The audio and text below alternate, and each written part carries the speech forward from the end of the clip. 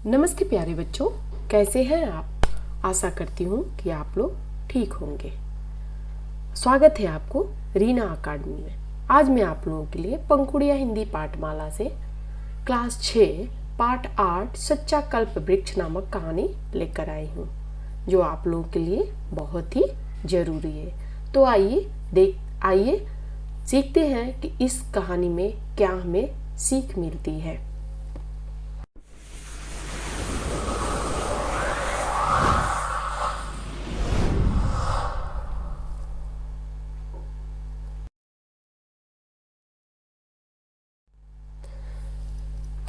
कहानी शुरू करने से पहले मैं आप लोगों को इस पाठ यानी इस चैप्टर से रिलेटेड कुछ बताना चाहती हूँ।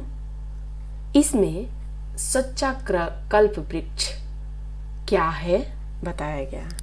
तो चिल्ड्रेन, सच्चा कल्प वृक्ष क्या होता है यह हमें अपने से ही सीखना चाहिए।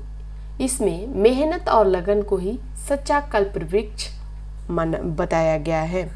यह कहानी दंत कथाओं में से एक है। यह मेहनत पे बहुत ज़्यादा बल देता है। बच्चों, इसका उच्चारण यानी इस पाठ का उच्चारण पढ़कर समझना जरूरी है। यह कहानी एक मेहनत वाले लोगों के लिए है। जो मेहनत करना चाहता है इस कहानी को अच्छी तरह से समझेगा, और जो मेहनत नहीं करना चाहता है वो इस कहानी को समझने में थोड़ा टाइम लगेगा।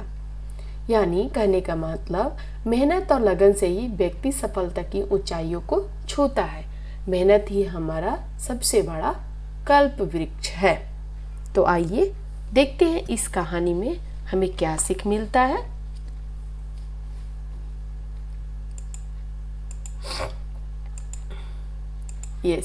गोविंद एक अनाथ युवक था। यानी गोविंद नामक एक बच्चा था जो बहुत अनाथ था। एक दिन वह काम ढूंढने राघवपुर गया था। गांव के निकट आते आते वह थक गया। गांव की सरहद पर ही ग्राम देवी का मंदिर था। थकावट दूर करने के उद्देश्य से वह मंदिर के आगे बैठ गया। तभी मंदिर के पुजारी जी वहां आ गए और गोविंद से वहां आने का कारण पूछा। यह कहानी इस प्रकार है कि गोविंद नामक एक लड़का है। वह काम की तलाश में राघवपुर नामक गांव में चला जाता है, और वहां पे जाते जाते वहां पे उसको एक ग्राम देवी का मंदिर मिलता है, जिसमें मिलता है और वहां पे जाकर वह इतना थक गया है कि वो थकान दूर करने के लिए उस मंदिर के आगे बैठ गया। पुजारी जी वहां पे जब देखे तो बोले कि तुम यहाँ कैसे आए हो। तब गोविंद ने बताया कि वह काम ढूंढने आया है। पुजारी जी ने कहा, मेरे पास एक काम है, क्या तुम करोगे? तब गोविंद ने बताया कि वो काम ढूंढने के लिए आया है। तो पुजारी जी ने कहा कि तुम मेरे पास एक काम है, क्या तुम करोगे? गोविंद ने कहा, हाँ हाँ पुजारी जी, आप बताइए मुझे क्या काम करना है। पुजारी जी बोले, कुएं से पानी खींचना है और मंदिर साफ करना है। यदि तुम यह काम करोगे तो मैं तुम्हें हर महीने 2 असरफिया दूंगा। तो बोले पुजारी जी बोले कि अगर तुम कुएं से पानी निकाल कर और मंदिर साफ करोगे तो मैं तुमको महीने में 2 असरफिया दूंगा। यह सुनकर गोविंद बहुत प्रसन्न हुआ। उसने सोचा, जब तक इससे बेहतर काम नहीं मिल जाता तब तक यही काम करना ठीक होगा। उसने पुजारी की बात मान ली और हाथों हाथ काम शुरू कर दिया। हाथों हाथ काम शुरू करना यानी जल्दी काम करना। तो बच्चों, इसमें गोविंद ने क्या किया, पुजारी की बात मान ली और तुरंत ही काम करना शुरू कर दिया। यह गोविंद हर दिन प्रातः कुएं से पानी खींचता था और मंदिर को साफ करता था। साथ ही मंदिर के आगे पीछे जो पेड़ थे उन्हें भी पानी देता था। शाम को मंदिर के अहाते में पानी छिड़कता था। वेतन के साथ साथ पुजारी दोनों वक्त उसे प्रसाद भी दिया करते थे। कहने का मतलब कि ये सुबह उठता और कुएं से पानी खींचकर मंदिर साफ करता था। उसके साथ साथ पीछे जितने भी पेड़ हैं उसमें भी पानी वो डालता था। उसके वेतन के साथ साथ पुजारी उसको दोनों टाइम की प्रसाद भी दिया करता था। यहाँ पे देखिए बच्चों, एक यहाँ पे छिड़कता था, यानी पानी को डालता था और इति करता था, यानी मंदिर के चारों तरफ का ध्यान रखता था। गोविंद इस कामों में थोड़ा बहुत संतुष्ट था, यानी वो खुश नहीं था लेकिन फिर भी ठीक था। परंतु जब नौ दंपति भगवान के दर्शन करने आते थे तो उन्हें देखकर वह सोचता, मैं भी शादी करके एक घर बसा लूं और आराम से जिंदगी बिताऊंगा। जब 9 दंपति यानी नए नए शादी करके न्यू मेंबर मैरिज करते हैं तो दर्शन करने के लिए आते थे, तब ये भी सोचता था कि मैं भी एक शादी करके और मैं अपना एक छोटा सा घर बना लूं और मैं आराम से ज़िंदगी काटूं। एक दिन प्रवचन के समय पुजारी ने कल्प वृक्ष के बारे में बताया कि मानव जो भी चाहता है यह कल्प वृक्ष उसे देगा और उसकी सारी आवश्यकताएं पूरी करेगा। यह सुनकर गोविंद फूला नहीं समाया। गोविंद यह सुना तो उसको लगा, फूला नहीं समाया ने बहुत खुश हुआ। तो उसने एक दिन क्या हुआ कि ऐसे बैठा हुआ था, तभी पुजारी जी थे वो प्रवचन दे रहे थे, यानी प्रवचन कर रहे थे। तभी उसने सुना कल्प वृक्ष सारी इच्छाएं पूर्ति करती है। थोड़ी देर के बाद वह पुजारी के पास गया, उन्हें नमस्कार किया और बोला, पुजारी जी क्या आ सकते हैं? यह कल्प वृक्ष कहाँ है? क्या आप बता सकते हैं कि यह कल्प वृक्ष कहाँ है? जब पुजारी का प्रवचन खत्म हुआ तो वो थोड़ी देर के बाद गया और पूछा कि पुजारी जी क्या आप बता सकते हैं कि यह कल्प वृक्ष कहाँ है? वह देवलोक में है। पुजारी जी ने बताया कि वह देवलोक में है। क्या वह भूलोक में नहीं है? फिर उसने बोला, क्या वह भूलोक में नहीं है? क्यों नहीं, परंतु उसे कलयुग कल्प वृक्ष कहते हैं। पुजारी ने कहा, लेकिन है कल्प वृक्ष है, लेकिन कलयुग कल्प वृक्ष कहते हैं, परंतु उसे कलयुग में उसे कल्प वृक्ष कहते हैं। वह कहाँ है, क्या आप बता सकते हैं? गोविंद ने बड़े आतुरता से पूछा। आतुरता से यानी बहुत रिस्पेक्टफुली, बहुत उत्तेजित होकर पूछा कि ये बता सकते हैं कि कल्प वृक्ष कहाँ है? मैं यह पूरी तरह से तो नहीं जानता, फिर भी सुना है यह पश्चिम पर्वतों के निचले भाग में इंद्रादि के पास है। वह सदा फल फूलों से भरा हुआ है। पुजारी ने कहा, बोला कि मुझे तो पता नहीं, लेकिन इतना सुना है कि पश्चिम पर्वत के निचले भागों में यह इंद्राणी के पास है। वहाँ पे फल और फूल पूरा भरा हुआ है, ये से लदा हुआ यह कल्प वृक्ष वहीं पे है। गोविंद ने मन ही मन वहाँ जाने का निर्णय किया और अगले दिन बिना किसी को बताए वह सवेरे ही निकल पड़ा। 5 दिनों की यात्रा के बाद वह पश्चिम पर्वतों के निचले भाग में पहुंचा। वहां उसने एक छोटी झोपड़ी देखी जिसके चारों ओर आम के पेड़ थे। वहां एक किसान पेड़ की सींच रहा था। यानी कहने का मतलब गोविंद बिना बताए हुए वह वहां से निकल गया और निकला। 5 दिन पैदल चलने के बाद उसे एक पश्चिम छोर पर पहुंचा, पश्चिम पर्वत के निचले भाग में पहुंचा। वहां उसने देखा कि एक आदमी पेड़ को सींच रहा है, मैंने किसान है जो चारों ओर, एक छोटी सा किसान है जो एक छोटी सी झोपड़ी डालकर उसके चारों ओर आम का पेड़ लगाकर वहां पे रह रहा है और वो पेड़ों को सींच रहा है। गोविंद ने किसान से पूछा, महाशय मैं बहुत दूर से आ रहा हूँ। एक आश्चर्य ने कहा था कि आचार्य ने कहा था कि यहाँ एक कलयुग कल्प वृक्ष है, क्या आप उसके बारे में जानते हैं? गोविंद ने कहा कि किसान भाई मैं बहुत दूर से आया हूँ, क्या मुझे बता सकते हैं कि कल्प वृक्ष कहाँ है? एक आचार्य ने मुझे इसके बारे में बताया था।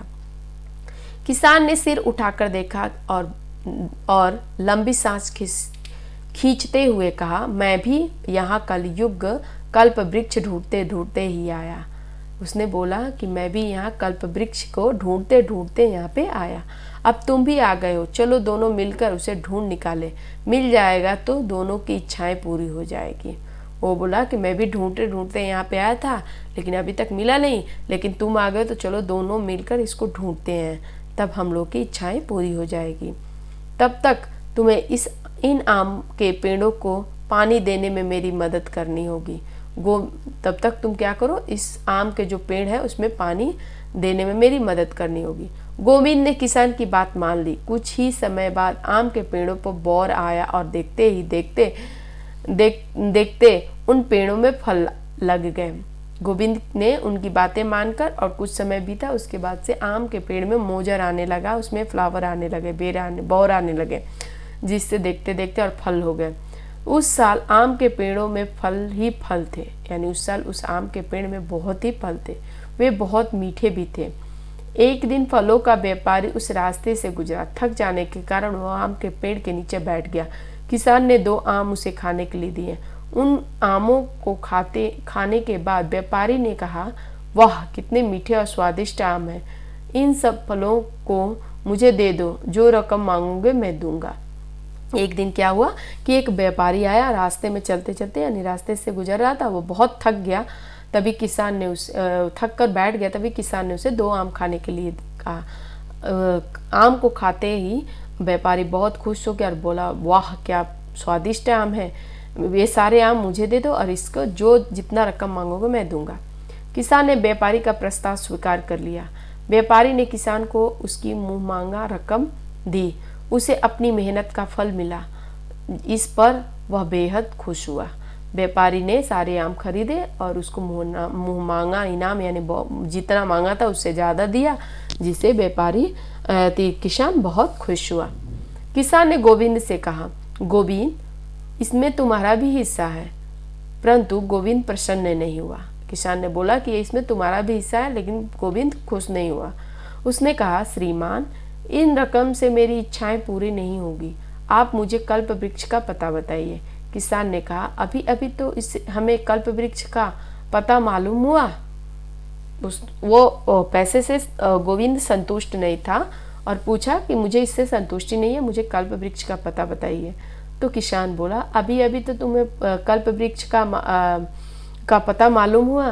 गोविंद ने हैरान से होकर पूछा, कल्प वृक्ष वह कहाँ है? किसान ने कहा, भाई मेहनत ही सबसे बड़ा कल्प वृक्ष है। उसने बोला कि मेहनत ही, वो आश्चर्य से पूछा गोविंद कि कहाँ है वो वृक्ष? तो किसान ने बोला, मेहनत ही सबसे बड़ा कल्प वृक्ष है। किसान की बात सुनकर गोविंद की आंखें खुशी से चमक उठी। वह बोली, आप बिल्कुल ठीक कह रहे हैं, यदि हम खूब परिश्रम करेंगे तो हमें कुछ प्राप्त कर सकते हैं। इतना कहकर गोविंद किसान को प्रणाम किया और अपने घर लौट आया। इतना कहकर उसने क्या किया, बोला कि मेहनत ही सबसे बड़ा कल्प वृक्ष है। अगर हम मेहनत करेंगे तो हम किसी भी ऊंचाई को पार कर सकते हैं, कुछ भी कर सकते हैं। अगर हम मेहनत नहीं करेंगे तो हमें कुछ नहीं प्राप्त हो सकता है। इतना सुनते ही गोविंद ने किसान को प्रणाम किया और वहां से अपने घर लौट आया। घर आकर गोविंद ने रात दिन परिश्रम किया। एक दिन ऐसा आया कि इसी लगन और परिश्रम के कारण वह एक सफल व्यक्ति बन गया। कैसा समय आया कि जितना उसने मेहनत किया है उसका फल मिला और एक अच्छा आदमी बन गया। तो बच्चों, मेहनत करना बहुत बड़ी बात है। मेहनत ही हमारा कल्प वृक्ष है। कल्प वृक्ष अगर पाना है तो मेहनत करिए और मेहनत कर को आगे बढ़िए। आइए देखते हैं इसमें श्रुतलेख।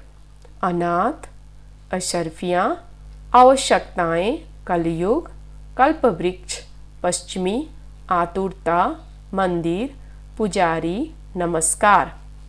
नया शब्द देखें, सरहद, सीमा, कल्प वृक्ष, इच्छा पूर्ति वृक्ष, परिश्रम, मेहनत, असरफियाँ, सोने के सिक्के, प्रवचन, उपदेश, शिक्षा, आतुरता, बेचैनी, लगन, धुन।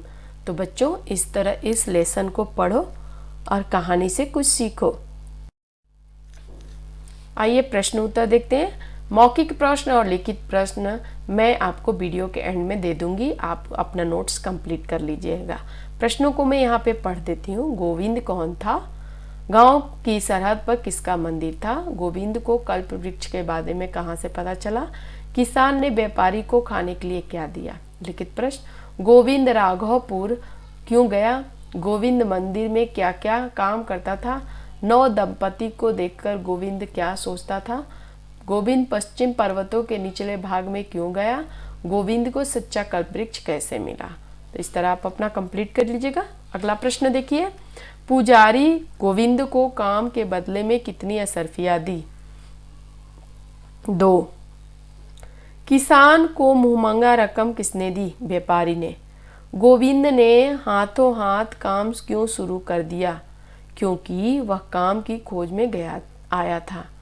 घ, गोविंद ने पुजारी से कल्पवृक्ष के बारे में क्यों पूछा? क्योंकि वह अपनी हर इच्छा पूरी करना चाहता था। आइए देखते हैं बच्चों विराम चिन्ह। विराम चिन्ह क्या है? भाषा के द्वारा हम अपने भावों को विभिन्न प्रकार के प्रकट करते हैं। भावों को प्रकट करने के लिए कुछ देर रुकना ही विराम चिन्ह है।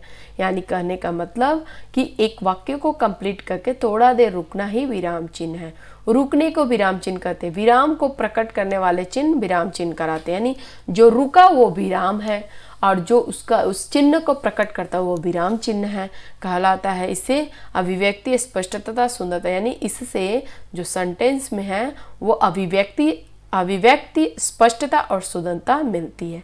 विराम चिन्ह हमें कितने प्रकार के होते हैं? पूर्ण विराम, अल्प विराम, प्रश्न विराम, योजक विराम, विस्मयादिबोधक, लाघव चिन्ह और उद्धरण चिन्ह। चिल्ड्रन क्लास 6 में बस इतना ही विराम चिन्ह पढ़ना है। विराम चिन्ह और भी है जो अगली कक्षा में पढ़ेंगे।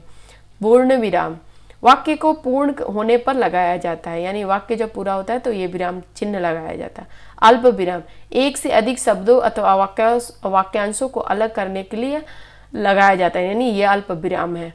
जब ये अधिक शब्द और वाक्यों को अलग किया जाता है उसमें अल्प विराम। प्रश्नवाचक क्वेश्चन पूरा होने पर प्रश्नवाचक चिन्ह लगाया जाता है। प्रश्न पूछने वाले वाक्यों के अंत में लगाया जाता है। योजक चिन्ह ऐसा होता है दो शब्दों को जोड़ने के लिए लगाया जाता है।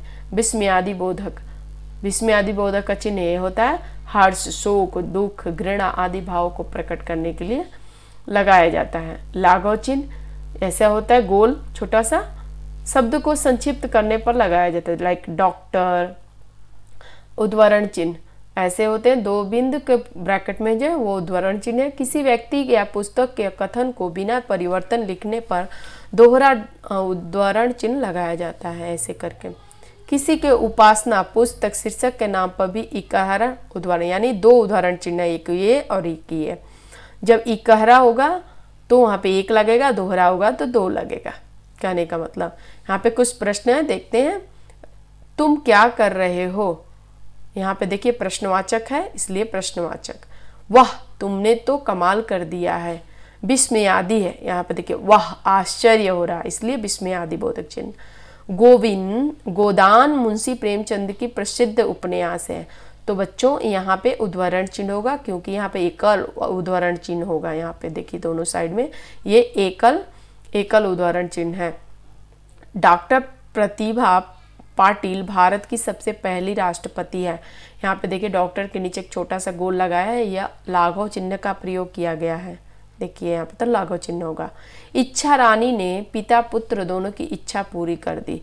यह हमारा योजक चिन्ह लगा हुआ है। यहाँ पे योजक चिन्ह लगेगा। क्यों?